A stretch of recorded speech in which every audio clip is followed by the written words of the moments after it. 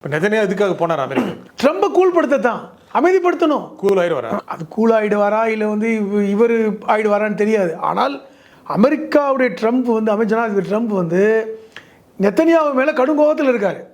என்ன முதல் கோபம், அவன் அணுகுண்டு வச்சிருக்கான்னு சொன்னது ஒன்றுமே இல்லாமல் போயிடுச்சு. அது பெரிய அவமானம்.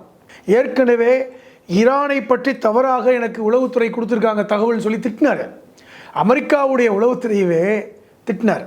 ரெண்டாவது, ஈரானையும் இஸ்ரேலையும் போர் நிறுத்தம் சொல்லும் பொழுது அவங்க கேட்கல. அவங்க முடிகிறதுக்கு ஒரு 24 மணி நேரம் கூடுதலாகிவிட்டது.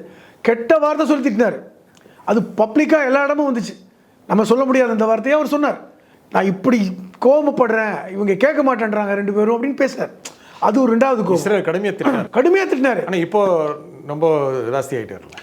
இப்போ என்ன நினைக்கிறாருன்னா, என்ன லாபம், இப்போ மீண்டும் இந்த போர் நிறுத்தணும்னு சொல்கிறாங்க. இப்போ ஐக்கிய நாடுகள் பேசிட்டு இருக்கும்போதே அவங்க காசால குண்டு மழை பொழிகிறாங்க. ஏற்கனவே காசால குண்டு போட்டால் யாரும் கேட்கக்கூடாது அப்படின்னு அமெரிக்கா சொன்னது. ஏன்னா காசா என்பது இல்லை இஸ்ரேலின் ஒரு பகுதி, அது உள்நாட்டு பிரச்சனை. பாலஸ்தீனம் என்கிற நாடே கிடையாது, அது இஸ்ரேலுடைய ஒரு மாகாணம். இந்த 2 ஸ்டேட் சொல்யூஷனே கிடையாது, அது 1 ஸ்டேட் தான் அப்படின்னு அவங்க டிக்ளேர் பண்ணி வச்சுருக்காங்க. அதனால் காசாவோ பாலஸ்தீனமோ அதுக்குள்ளே சண்டை போட்டால் எந்த நாடும் வரக்கூடாது, ஏன்னா அது உள்நாட்டு பிரச்சனை.